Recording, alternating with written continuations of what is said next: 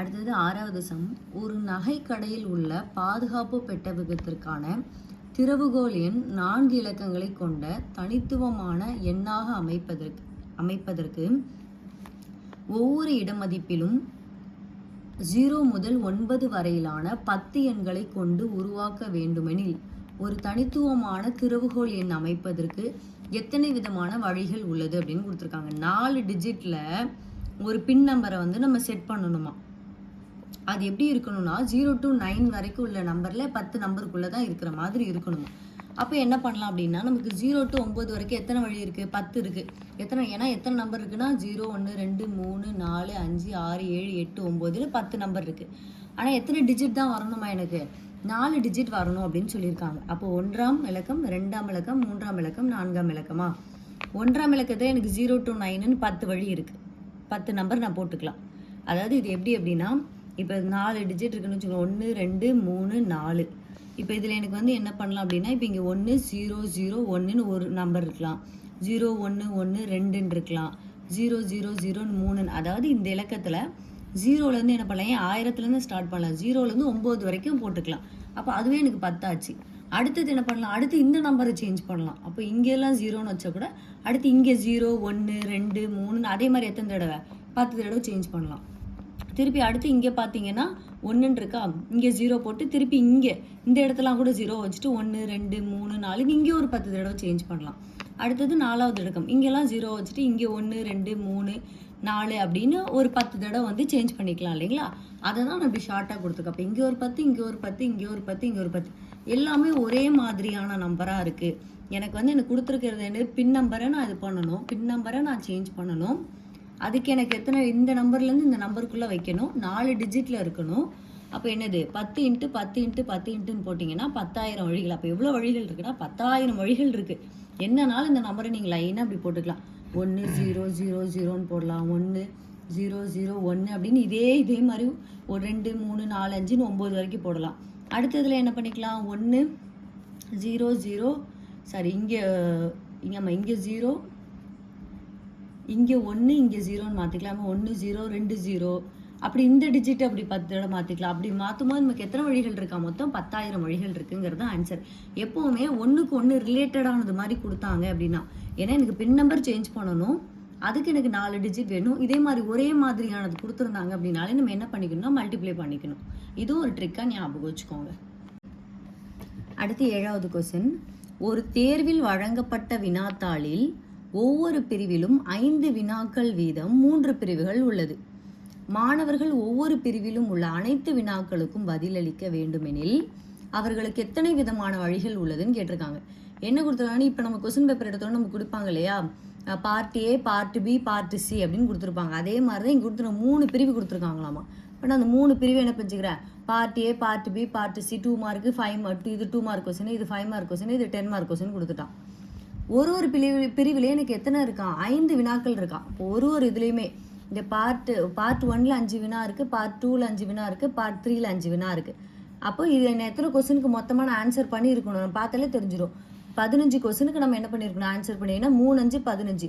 ஒரு பிரிவிலுமே part A part B part Cன்னு இருக்குது. இதில் 5 கொஸ்டினுக்கு ஆன்சர் பண்ணணும், இதில் 5 கொஸ்டின் ஆன்சர் பண்ணணும், இதில் 5 கொஸ்டின் ஆன்சர் பண்ணணும். மொத்தம் எத்தனை கொஸ்டினுக்கு ஆன்சர் பண்ணியிருக்கணும், 15 கொஸ்டின் ஆன்சர் பண்ணியிருக்கணும். அதை தான் கேட்குறாங்க. அப்போ எத்தனை வழிகள் இருக்குன்னா 15 வழிகள், அவ்வளோதான். அடுத்து பேஜ் நம்பர் 255ல் 8வது கணக்கு.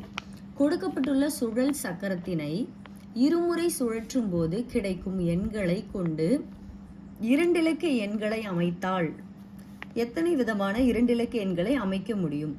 இலக்கங்களை மறுமுறையும் பயன்படுத்த இயலாது. அதாவது ஒரே நம்பர் ரிப்பீட் ஆகிட்டு இருக்காது. இப்போ 1 1 2 2 அப்படிங்கிற மாதிரியான சேம் நம்பர்ஸ் என்னது எனக்கு ரிப்பீட் ஆகாது அப்படின்னு கொடுத்துருக்காங்க. இவங்களே பிக்சரில் இப்படி ஒன்று கொடுத்துட்டாங்க. ஸோ கொடுக்கப்பட்டுள்ள சுழல் சக்கரத்தினை இருமுறை நான் சுழற்றுறேனாமா. அப்போ ஒரு முறை சுழட்டும் போது எனக்கு என்ன கிடைக்கும், 1 2 3 4 5ன்னு கிடைக்கும். திருப்பி மறுபடியும் 2வது முறை சுழற்றும் போது எனக்கு 1 2 3 4 5ன்னு கிடைக்கும். ஆனால் இவங்க என்ன கேட்டுட்டு இருக்காங்க, 2 இலக்க எண்களை. அப்போ 2 இலக்க எண்கள்லாம் என்னது, ஒரே மாதிரியானதா சுழற்றுறது, ஒன்று சார்ந்தது மாதிரியே கொடுத்தாங்க அப்படின்னாலே நம்ம பெருக்கிக்கணும். அப்போ என்னது 5 × 5 25 அப்படிங்கிறது வந்துடும். ஆனால் இதில் என்ன ட்விஸ்ட்டு, நமக்கு என்ன கொடுத்துருக்காங்க, இலக்கங்களை மறுபடியும் பயன்படுத்த இயலாது. இது என்னது அப்படின்னா, இப்போ நான் ஒரு தடவை சுற்றும் போது எனக்கு 1 1ன்னு கிடைக்குமா, அதே தான் அந்த டைஸ் போடுவோம் இல்லைங்களா, அந்த தலை ஒரு ஹெட்டில் ஒரு டெயில் கிடைக்கும், இன்னொரு ஹெட்டு ஒரு டெயில் கிடைக்கும், ஒரு டெயில் கிடைக்கும். அதே மாதிரி தான் இது. ஃபஸ்ட் டைம் 1 1 கிடைக்கும், அடுத்த தடவை 1 2 கிடைக்கலாம், 1 3 கிடைக்கலாம், 1 4 கிடைக்கலாம், 1 5 கிடைக்கலாம். அடுத்து திருப்பி 2 1 2 2 2 3 இதே மாதிரி நீங்கள் போட்டு பார்த்தீங்கன்னா உங்களுக்கு கரெக்டாக வந்துடும். அது போடுறது நம்ம சிம்பிளாக இப்படி போடுறோம். அடுத்து 3 1 3 2 3 3 3 4 3 5ன்னு கிடைக்கும். அடுத்து 4 1 4 2 4 3 4 4 4 5ன்னு கிடைக்கும். திருப்பி அதே மாதிரி 5 5 1 5 2 5 3 5 4 5 5ங்கிறத கிடைக்கும். கவுண்ட் பண்ணி பாருங்கள் 25 வரும். ஆனால் என்னது 2 இலக்க எண்கள் ஒரே மாதிரியான என்ன அமையாதுன்னு கொடுத்துருக்கான். அப்போ எதெல்லாம் அமையாது நமக்கு, இந்த 1 1 அமையாது, 2 2 அமையாது, 3 3 அமையாது, 4 4 அமையாது, 5 5 அமையாது. அப்போ அந்த 5ஐயும் நான் மைனஸ் பண்ணிக்கிட்டேன்னா எனக்கு என்ன கிடைக்கும், 20 கிடச்சிரும். எனக்கு கிடைச்சது மொத்தம் 25. அதில் ஒரே மாதிரியான நம்பர் எனக்கு ரிப்பீட் ஆகக்கூடாதுன்னு சொல்லியிருக்காங்க. இப்போ 1 1 ஒரே மாதிரியான நம்பர், 2 2 ஒரே மாதிரியான நம்பர், இப்படி 5 நம்பர் கிடச்சிருக்கிறதுனால அந்த கிடைச்ச டோட்டல்லேருந்து 25லேருந்து 5 நான் கழிச்சுக்கிட்டேன்னா எனக்கு என்ன கிடைக்குது, 20. இந்த சின்ன சின்ன சேஞ்சஸ் மட்டும் தான். இது மட்டும் ஞாபகம் வச்சுக்கிட்டோம் அப்படின்னா அந்த சம்ஸ் எல்லாம் நம்ம கரெக்டாக போட்டுடலாம். அடுத்தது கொள்குறி வகை வினாக்கள். நமக்கு ஆப்ஷன் கொடுத்துட்டு ஆன்சர் கேட்குறாங்க. 11வது சம். பள்ளிகளுக்கு இடையிலான வினாடி வினா போட்டிக்கு பள்ளியின் சார்பாக ஒருவரை தேர்ந்தெடுக்க 26 மாணவர்கள் மற்றும் 15 மாணவிகளுக்கு ஆசிரியர் பயிற்சி அளிக்கிறார் எனில் இவர்களிலிருந்து ஒருவரை தேர்ந்தெடுக்க எத்தனை விதமான வாய்ப்புகள் உள்ளது அப்படின்னு கொடுத்துருக்காங்க. எப்போ சொன்னால் அண்டு மற்றும் இந்த மாதிரி அப்படின்னு வார்த்தை வந்தால் நீங்கள் வந்து என்ன பண்ணிக்கோங்க, மல்டிப்ளை பண்ணிக்கோங்க, பெருக்கிக்கோங்க அப்படின்னு சொன்னால். ஆனால் இந்த இடத்துல நீங்கள் வந்து ஜென்ரலாக யோசிச்சு பாருங்கள், இது ரெண்டும் வேறு வேறு மாதிரியானதாக இருக்குது. எப்போவுமே ஒரே மாதிரியான இனமாக கொடுத்துருந்தாங்க, ஒரே மாதிரியான விதமாக கொடுத்துருந்தாங்க அப்படின்னா மட்டும்தான் நம்ம பெருக்கணும். இல்லாவே நம்ம ஜென்ரலாக யோசிச்சு பார்ப்போம். ஒரு கிளாஸில் 26 பசங்க இருக்காங்க, 15 பொண்ணு இருக்காங்களாமா. இதுலேருந்து ஒருத்தரை மட்டும்தான் ஒரு வாய்ப்புக்கு நான் தேர்ந்தெடுப்பேன். அப்போனா எத்தனை பேரை தேர்ந்தெடுக்க முடியும், மொத்தமாக இவங்களுக்குள்ளே தான். அப்போ 2 பேரோடைய டோட்டலுக்குள்ளே தான் நான் ஒருத்தரை செலக்ட் பண்ண முடியும் இல்லைங்களா. அப்போ என்ன பண்ணிக்கணும், நம்ம கூட்டிக்கணும். 26 + 15 நீங்கள் கூட்டினீங்க அப்படின்னா 41 கிடச்சிரும். பெருக்கினா வர்ற ஆப்ஷனே நம்ம கொடுத்துருக்காங்க. எப்போவுமே அந்த அல்லது அப்படின்னா கூட்டிக்க சொன்னேன், மற்றும் வந்தால் பெருக்கிக்க சொன்னேன். ஆனால் அந்த மற்றும் வந்தாலே இன்னொன்று என்ன பார்க்கணும் நம்ம அப்படின்னா, அதனுடைய சார்புகள் ஒன்று எப்படி இருக்குன்னு பார்க்கணும். எய்தர் நான் பசங்கள்லேருந்து ஒருத்தரை செலக்ட் பண்ண போகிறேன், இல்லைனா பொண்ணுங்கள்லேருந்து ஒருத்தரை செலக்ட் பண்ண போகிறேன். இப்படி சார்புகள் வேறு மாதிரியாக இருந்துச்சு அப்படின்னா நம்ம என்ன பண்ணிக்கணும் அப்படின்னா கூட்டிக்கணும். ஒரே மாதிரியான சார்புகள் இருந்தது. இப்போ நான் கீ வந்து செலக்ட் பண்ணணும், பின் நம்பர் செலக்ட் பண்ணணும் அப்படின்னா நான் என்ன பண்ணுவேன், அந்த பின் நம்பரை இதுலேருந்து ஒன்று செலக்ட் பண்ண போகிறப்போ 2 ஒரே சார்புடையது அந்த மாதிரி இருந்தது அப்படின்னா நான் பெருக்கிக்கணும். இது மட்டும் ஞாபகம் வச்சுக்கோங்க. அடுத்து 12வது சம். 3 நாணயங்களை ஒரே சமயத்தில் சுண்டும் போது எத்தனை விதமான விளைவுகள் கிடைக்கும். இப்போ 3 நாணயத்தை சொல்கிறோம். நாணயங்கள்னாலே நமக்கு என்னது, ஒரு ஹெட்டு ஒரு இது டெயில் தானே இருக்கும், ஒரு தலையாக இருக்கும், இல்லைனா பூ இருக்கும். அப்போ ஒரு இதுலேயும் ஒரு தலை இல்லை ஒரு பூ விழும், இன்னொரு இதில் ஒரு தலை இல்லை ஒரு பூ விழணும், இன்னொரு இதுலேயும் ஒரு தலை இல்லை ஒரு பூ விழணும். நம்ம அந்த சரியாக தவற எடுத்துக்காட்டில் பார்த்தோம்னா என்ன, ஒன்று சரி கொடுக்கணும் இல்லை தவறு கொடுக்கணும், ஒரு சரி தவறு கொடுக்கணும், ஒரு சரி கொடுக்கணும், இல்லைனா தவறு கொடுக்கணும். அதே மாதிரி தான் இங்கே என்னது, எனக்கு இன்னொன்று ட்ரிக்ஸ் என்ன ஞாபகம் வச்சுக்கோங்க, ஒன்று சார்ந்து. நாணயங்கள் ஒரே மாதிரியானது தான், 3 ஒரே நாணயம் தான், ஒரே நேரத்தில் தான் நான் சுண்டுறேன். அப்போ எனக்கு என்ன கிடைக்கணும், முதல் காயினில் 2 தடவை ஒரு தலை இல்லைன்னா ஒரு பூ விழணும், 2வது காயினில் ஒரு தலை இல்லை ஒரு பூ விழணும், அப்போது 3வது காயின்லேயும் ஒரு தலை இல்லை ஒரு பூ விழணும்.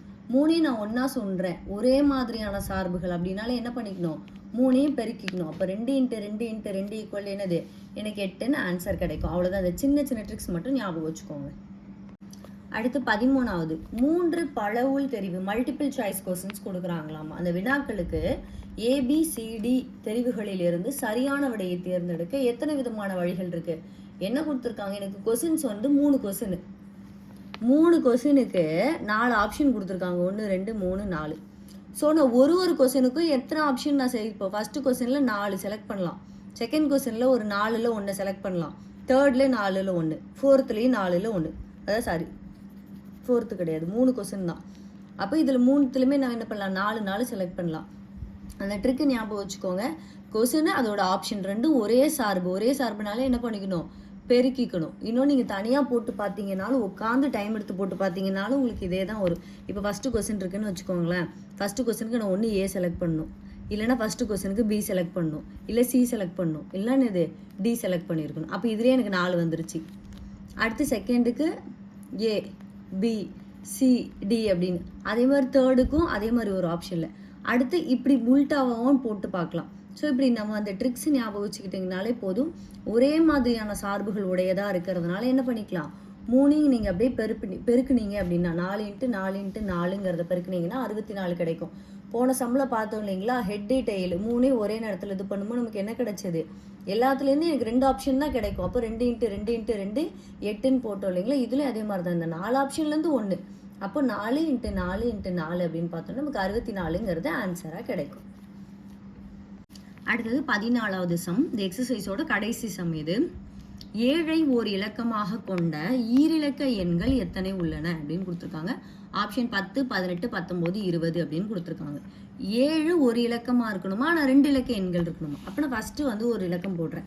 ஃபஸ்ட்டு என்ன பண்ணுறேன் அப்படின்னா மொத்தமாக இப்படி போட்டுக்கிறேன். 1ஆம் இலக்கத்தை பார்க்குறேன். அதாவது 2 இலக்க எண்கள் இருக்கணும். அப்படி 2 இலக்க எண் என்னது, 1ஆம் இடம் 10ஆம் இடம்னு இருக்குமா? முதல் இலக்கத்தில் நான் இப்போ இங்கே என்ன போடலாம் அப்படின்னா, இங்கே 0 இங்கே 7ன்னு போடலாம். ஆனால் இதுக்கு வேல்யூ கிடையாது இல்லை, இது 7 மட்டும்தான் இருக்குது. அப்போ இது ஒரு இலக்கமாயிரும், அதனால நான் இதை போடலை. ஆனால் 7 17 போடலாம், 27 போடலாம், 37 போடலாம், 47, 57, 67, 77, 87, 97, மொத்தமாக எத்தனை நம்பர், 9 நம்பர். அவங்க கொடுத்தது எனக்கு என்னது, ஈரிலக்க எண்ணாக இருக்கணும். அதில் ஏதோ ஒரு இலக்கம் எப்படி இருக்கணும், 7ஆக இருக்கணும் அப்படின்னு கொடுத்துருக்காங்க. அப்போ இங்கே 9. அடுத்தது பாருங்க, ஏதோ ஒரு எண் 1ஆம் இலக்கம்னு கொடுக்கல, ஏதோ ஒரு எண் 7ஐ ஓர் இலக்கம், அது எந்த இலக்கம்னு கொடுக்கல. அப்போ அடுத்தது எந்த இலக்கத்தில் நம்ம பார்க்கலாம், 10ஆம் இலக்கத்தில் பார்க்கலாம் இல்லைங்களா. 1ஆம் இலக்கத்தில் 9 கிடைச்சது. அடுத்து 10ஆம் இலக்கத்தில் பாருங்க, இங்கே 0 போடுறேன். இங்கே 0 போடும்போது 70ங்கிற வேல்யூ இருக்கிறதுனால இதை நான் எடுத்துக்கிறேன்னா இது ஈரிலக்க எண். 71, 72, 73, 74, 75, 76, 77, 77 நான் ஏன் போடலை அப்படின்னா ஆல்ரெடி இங்கே 77 இருக்குது, அதனால இங்கே 77 நான் போடலை. 78, 79 போட்டோம் அப்படின்னா நமக்கு என்ன கிடைக்குது, 9 அப்படிங்கிறது கிடைக்குது. அப்போ இது ரெண்டையும் கூட்டும் போது 18 சான்சஸ் இருக்குது. ஏதோ ஒரு இலக்கத்தில் எனக்கு 7 இருக்கணும். ஸோ இங்கே 1ஆம் இலக்கம், இங்கே எனது 10ஆம் இலக்கத்தில் போட்டேன். அதாவது நமக்கு ஆப்ஷன் என்ன கொடுத்துருக்காங்க, 19ங்கிறது கொடுத்துருக்காங்க. நம்ம இங்கே 77 இங்கேயும் போட்டோம்னா நமக்கு 19ன்னு கிடச்சிருக்கும். ஆனால் அது ரிப்பீட் ஆகக்கூடாது அப்படிங்கிறதுனால நான் ஒரு இதை அடிச்சிட்டேன். அப்போ என்ன ஆன்சர் கிடச்சிருக்கு, 18 நமக்கு ஆன்சர்.